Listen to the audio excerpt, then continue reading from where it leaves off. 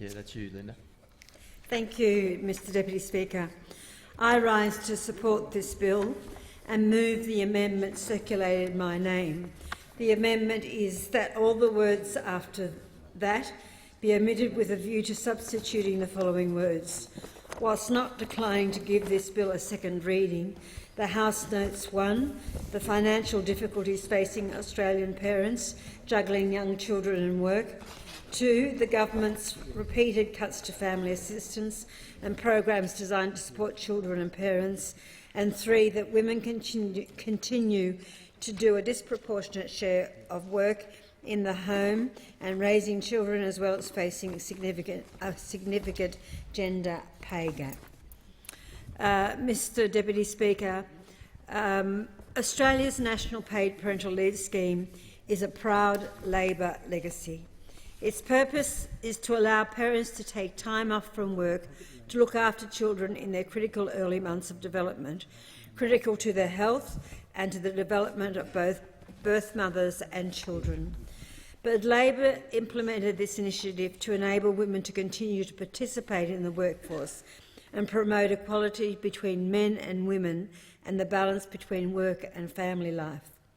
It provides 2 payments: parental leave pay and dad and partner pay. Through Labor's paid parental leave scheme, we signal to employers and the Australian community that it is business as usual for parents to take time out of the paid workforce to care for a child. Importantly, it enables the participation of childbearing-age women in the workforce. A high workforce participation rate is important in the context of an ageing population and helps to address the gender pay gap, particularly for those women in low and middle incomes who have less access to employer-funded parental leave. There are around 300,000 births in Australia each year, with parents for around half using Labor's paid parental leave scheme to take leave from their workplace and care for their newborn. Almost 150,000 parents a year benefit from the National Paid Parental Leave Scheme. Now in its 8th year, the government has at last recognised the importance of this scheme and moved to improve its flexibility so that more women will finally have the access they deserve. Because parents, both mothers and fathers, shouldn't have to sacrifice their careers or their career progression simply because they don't want to look after their children in the most formative and critical years of their development. Labor has always believed that paid parental leave is critical to closing the gender pay gap. We know that women are usually the primary carers of children, but it shouldn't just be up to them. Men should feel supported and empowered and encouraged to play an equal role in that too. Last year I mentioned to this chamber the KPMG report, which found that stubborn gender stereotypes continue to harm the careers of women, especially those who opt to care for children and elderly members. And this is why the gender pay gap continues to persist. I don't need to remind the chamber that women in Australia earn an average of 14% less than men.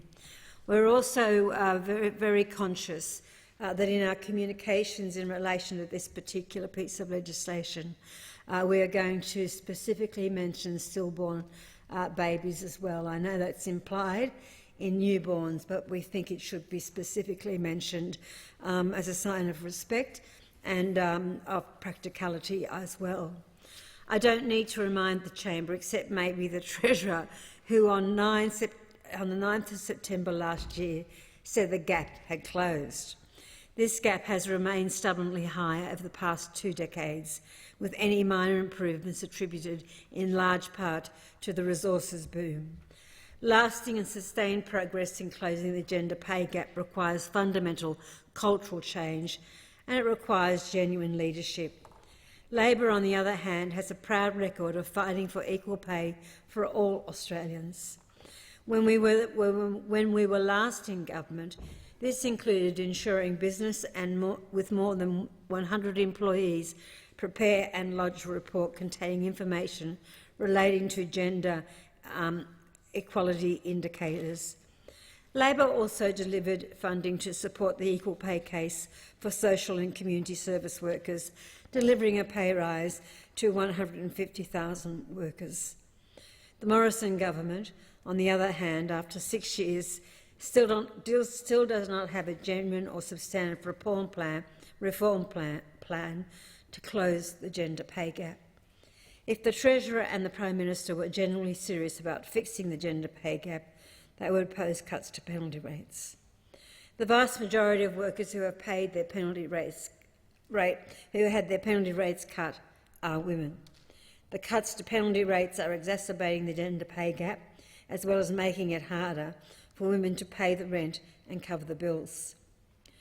Paid parental leave also allows mothers and fathers to be able to look after their children in their most critical developing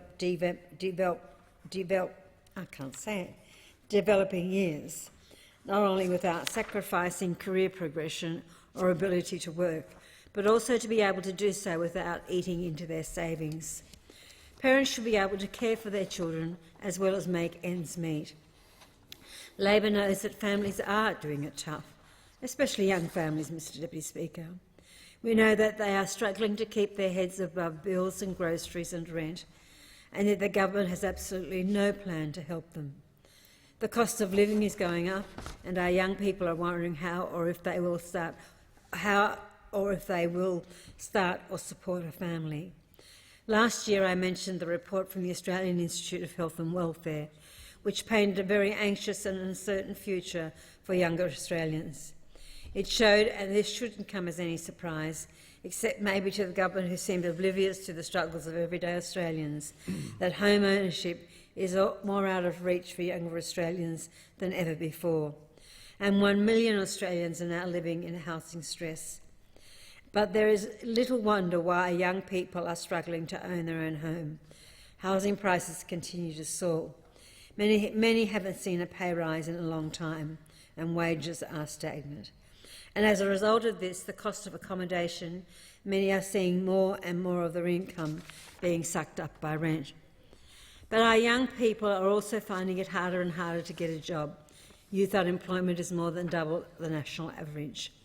According to the Australian Institute of Health and Welfare report, new apprenticeships are at their lowest in 2 decades.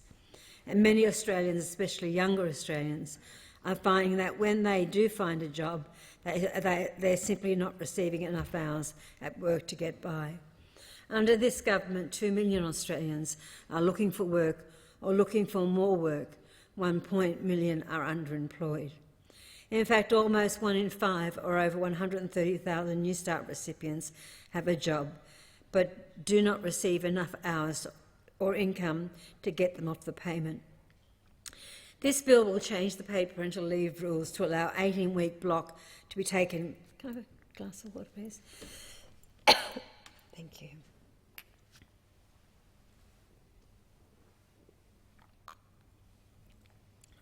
This bill will change the paid parental leave rules to allow the 18-week block to be taken paid leave or to be taken over 2 years. The bill will change the paid parental leave rules by splitting the 18 weeks of public paid parental leave into 12-week paid parental leave period and a 6-week flexible paid parental leave period. The 12-week paid parental leave period entitled will only be available as a continuous block but would be accessible by the primary carer at any time during the first 12 months, not only immediately after the birth or adoption of a child. The 6-week flexible paid parental leave period will be available at any time during the first 2 years and does not need to be taken as a block. Labor will be closely watching the government's implementation of this amendment.